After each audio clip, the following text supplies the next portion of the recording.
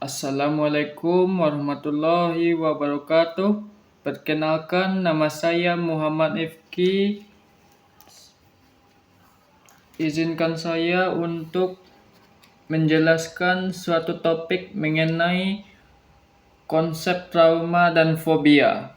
Nah, yang pertama itu kita akan menjelaskan apa pengertian trauma. Ya, trauma itu adalah suatu pengalaman psikologis yang menyakitkan dan mempengaruhi emosi dan pikiran individu dan perilaku seseorang. Ini dapat disebabkan oleh peristiwa yang menakutkan, menghancurkan, atau menyakitkan pada masa lalunya. Nah, yang kedua yaitu penyebab trauma. Penyebab trauma ini ada beberapa jenis, di antaranya yang pertama yaitu kekerasan fisik dan emosional. Contohnya yaitu penyerangan, pelecehan, dan penganiayaan. Yang kedua yaitu kecelakaan dan bencana alam.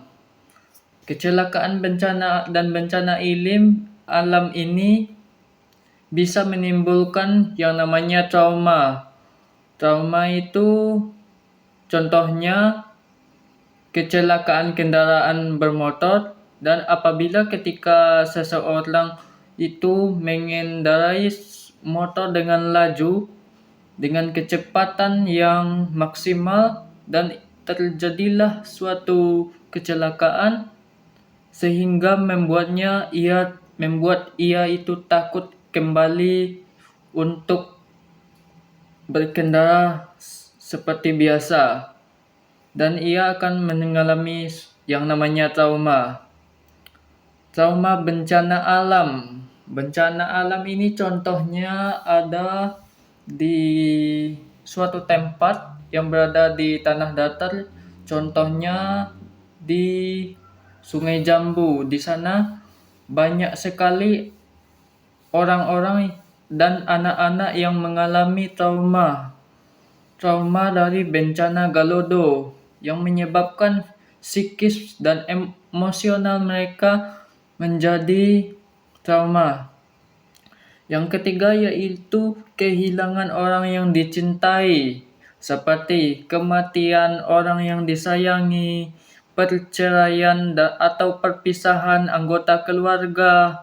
Yang keempat yaitu penyalahgunaan seksual dan atau emosional. Contohnya yaitu pelecehan seksual, perbudakan, atau eksploitasi. Yang kelima yaitu perang atau konflik. Contohnya pengalaman perang, kriminalitas, atau konflik yang terjadi dalam lingkungan sosialnya. Yang keenam yaitu pengalaman traumatis semasa kecil. Contohnya yaitu individu yang sering mengalami kekerasan sehingga membuat dia merasa takut untuk beradaptasi dengan lingkungannya. Ada juga namanya individu yang pada masa kecilnya itu pernah menjadi korban bullying, sehingga itu mempengaruhi kehidupan pribadinya di masa yang akan datang. Dan biasanya korban bullying itu terlihat seperti suka menyendiri, sering murung, dan lain-lain. Yang ketujuh yaitu keterlibatan dalam kegiatan berbahaya seperti kriminal, kekerasan, dan kegiatan yang memiliki risiko tinggi, dan itu dapat menyebabkan seseorang menjadi trauma. Nah, kita akan mengulas beberapa cara-cara untuk mengatasi trauma. Yang pertama yaitu terapi psikologis. Nah, terapi psikologis ini contohnya seperti konseling, psikoterapi, dan terapi keluarga. Terapi keluarga ini meliputi dukungan dari keluarga terdekat. Nah, yang kedua yaitu dukungan sosial. Dukungan sosial itu ada beragam jenis juga. Yang pertama, dukungan dari keluarga, dukungan teman, dan dukungan komunitas. Yang ketiga yaitu aktivitas fisik dan relaksasi. Contohnya, untuk mengatasi trauma, seseorang bisa melakukan olahraga fisik, olahraga yang memungkinkan dia untuk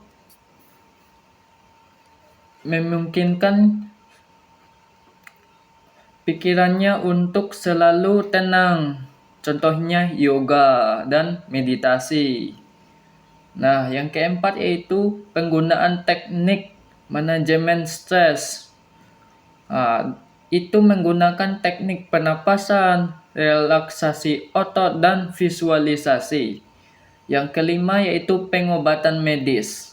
Pengobatan medis ini adalah pengobatan untuk gejala fisik atau emosionalnya. Contohnya, seseorang yang mengalami trauma ini bisa saja dia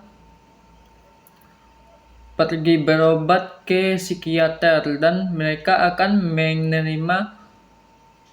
menerima individu ini akan menerima obat dari psikiater tersebut. Yang keenam yaitu penerimaan dan pengakuan. Nah, dalam konsep Islam,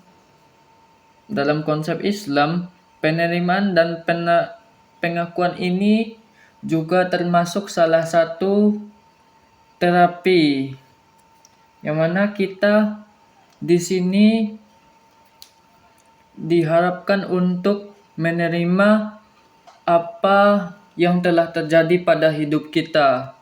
Contohnya terapi sabar, terapi syukur, dan lain-lain. Yang ketujuh yaitu pembangunan kepercayaan diri. Kita bisa membangun kepercayaan dalam diri kita agar kita tidak berlarut-larut dengan trauma yang telah kita alami. Nah, kita membahas contoh-contoh trauma. Yang pertama yaitu trauma psikologis. Trauma psikologis ini meliputi kekerasan emosional, penyalahgunaan, dan pelecehan. Nah, ada juga yang kedua yaitu trauma fisik. Contohnya yaitu kecelakaan, penyakit, dan lain-lain. Trauma kompleks yaitu kekerasan berulang. Yang keempat yaitu trauma kumulatif, pengalaman traumatis yang berulang. Oke, kita membahas teknik konseling yang tepat untuk mengatasi trauma tersebut. Kita dapat menggunakan yang namanya terapi CBT, yaitu terapi kognitif perilaku, dengan cara mengubah pola pikir negatif konseli tersebut. Terapi CBT ini adalah suatu pendekatan psikoterapi yang fokus pada mengidentifikasi atau mengubah pola pikir individu tersebut menjadi yang lebih baik. Nah, tujuannya yaitu yang pertama mengurangi gejala trauma dengan mengubah cara berperilaku dan cara berpikir dari individu tersebut. Tekniknya yaitu yang pertama mengidentifikasi dan mengubah pola pikir negatif yang ada pada diri konseli tersebut. Yang kedua yaitu membuat rencana dan tindakan untuk menghadapi situasi sulit. Yang ketiga melatih keterampilan sosial atau komunikasi. Oke. Nah, manfaat dari terapi CBT ini yaitu mengurangi gejala PTSD. Nah, post traumatic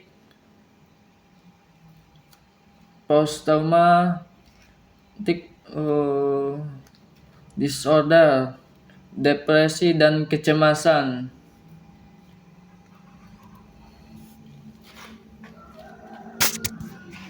Oke, kita lanjut. Terapi yang dapat kita gunakan yang kedua yaitu terapi keluarga. Pengertiannya yaitu Terapi keluarga ini adalah suatu pendekatan psikoterapi yang melibatkan anggota keluarga untuk mengatasi trauma tersebut. Dengan tujuan membangun dukungan sosial, mengembangkan strategi menghadapi trauma bersama. Yang ketiga yaitu tekniknya. Teknik diskusi dengan keluarga tentang pengalaman trauma, membangun tindakan bersama, dan lain-lain. Manfaatnya ialah meningkatkan dukungan emosional, dukungan sosial, dan untuk mengurangi gejala trauma yang sedang dialami pasien atau konseli tersebut.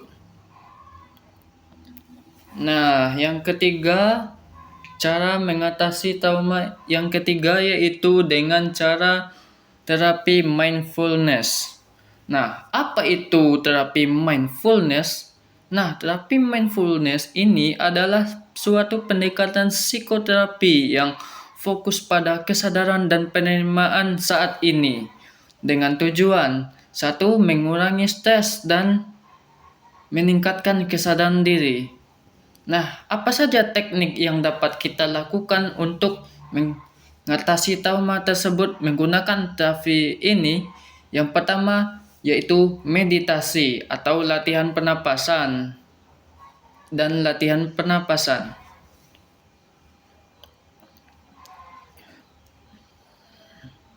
Oke, mari kita lanjutkan materi yang kedua. Nah, saya ulangi lagi. Kita akan menjelaskan apa itu fobia. Nah, fobia itu adalah suatu gangguan psikologis yang ditandai dengan rasa takut berlebihan atau rasa takut yang tidak rasional terhadap objek, situasi, atau kegiatan tertentu. Fobia dapat mempengaruhi kehidupan sehari-hari dan menyebabkan stres, kecemasan, sehingga dan gangguan emosi. Nah, apa saja gejala-gejala dari fobia? Nah, yang pertama yaitu rasa takut yang berlebihan dan tidak rasional. Seseorang yang mengalami fobia pasti memiliki rasa takut. Walaupun itu contohnya yaitu ada seseorang yang takut pada kecoa. Padahal kecoa itu adalah hewan yang kecil, tetapi kenapa dia takut? Nah, itulah yang dinamakan fobia. Fobia itu tidak, orang yang merasa fobia itu biasanya sangat takut untuk melihat sesuatu yang tidak rasional menurut kita. Nah, yang kedua yaitu menghindari objek atau situasi yang ia takuti. Nah, seperti contoh yang pertama tadi, ada kecoa. Contohnya ada kecoa ini di rumahnya. Lalu dia itu kabur. Dia itu tidak tahu loh apa itu kecoa itu. Kecoa itu cuman hewan kecil, serangga kecil, tetapi apa yang dia takutkan kecoa itu? Nah, yang ketiga yaitu gejala fisik seperti jantung berdebar, berkeringat, dan gemetaran. Nah, yang keempat yaitu kesulitan bernafas atau merasa tercekik. Yang kelima yaitu perasaan panik dan cemas. Yang keenam yaitu gangguan tidur atau insomnia. Nah, seseorang penderita fobia ini pastinya memiliki pikiran yang selalu overthinking, apalagi di saat ia mau tidur, dan ia selalu mengingat kegiatan atau peristiwa apa yang ditakutinya, sehingga itu membuat dia susah untuk tidur. Nah, yang ketujuh yaitu kesulitan konsentrasi atau mengingat sesuatu.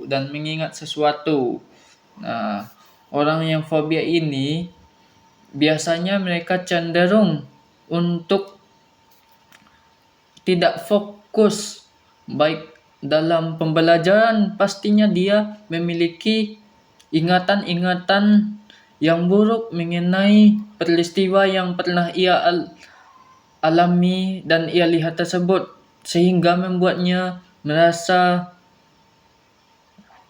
kurang hilang konsentrasi dalam kegiatan yang sedang ia jalani tersebut. Nah,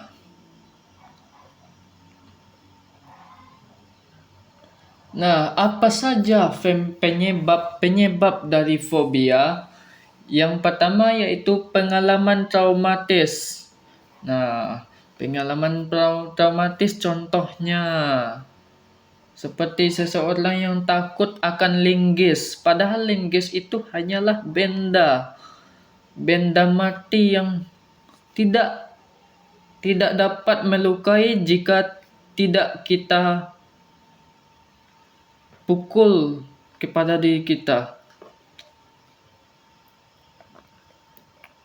Nah, yang kedua yaitu belajar dari orang lain.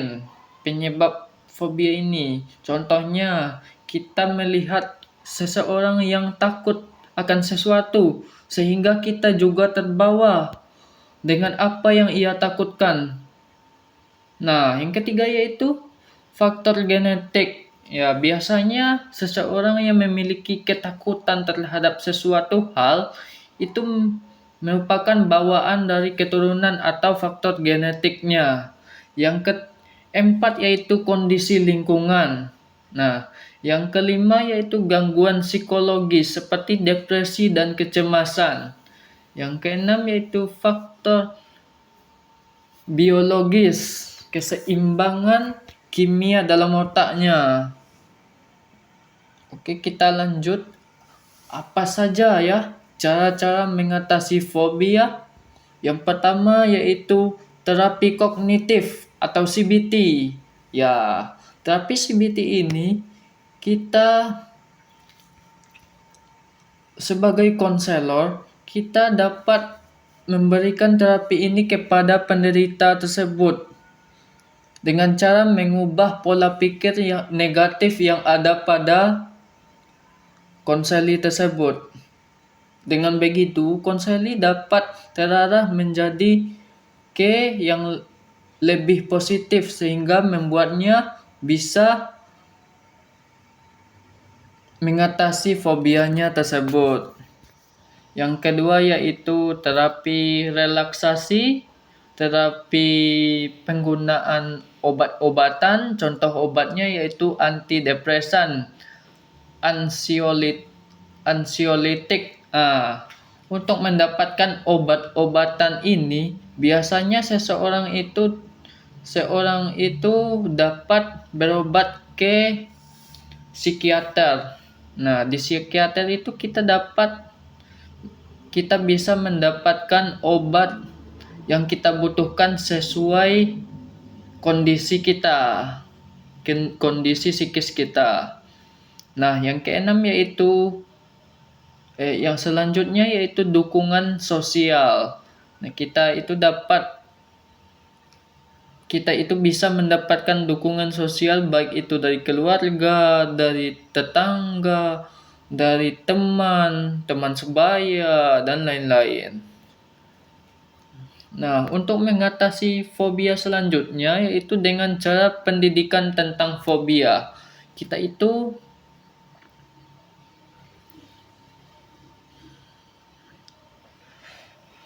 pendidikan tentang fobia. Nah, yang selanjutnya yaitu latihan fisik dan olahraga. Seseorang yang fobia itu bisa melakukan aktivitas fisik seperti bersepeda, berlari, berenang, dan lain-lain. Nah, kita lanjut ke materi yang berikutnya yaitu jenis-jenis fobia. Yang pertama yaitu fobia sosial.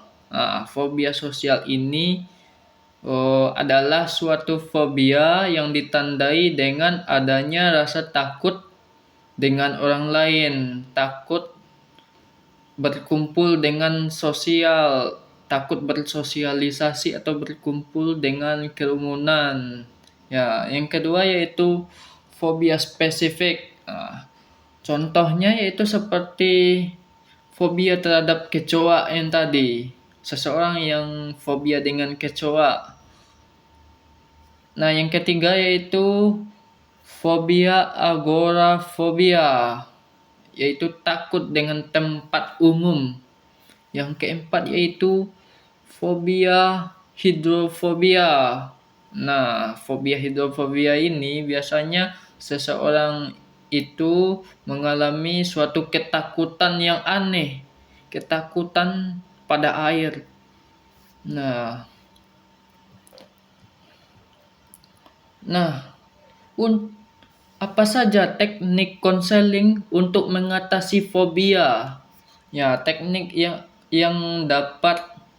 konseling yang dapat mengatasi fobia ini ialah terapi kognitif perilaku atau CBT, terapi exposure, terapi relaksasi, terapi mindfulness, terapi keluarga, terapi kreatif. Nah, terapi kreatif ini contohnya yaitu terapi art terapi, membuat puisi, membuat catatan, dan terapi apa ya namanya?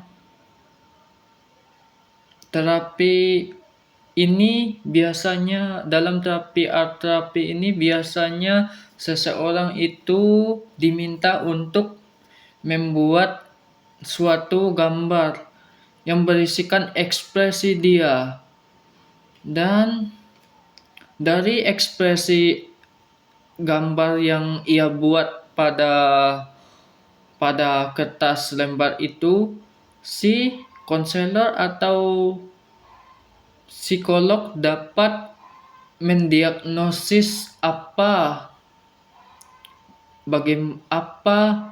apa sih emosi yang sedang ia alami, dan si psikolog atau konselor ini dapat mengatasinya dengan lebih baik. Sekian, terima kasih materinya dari saya. Saya ucapkan terima kasih. Assalamualaikum warahmatullahi wabarakatuh.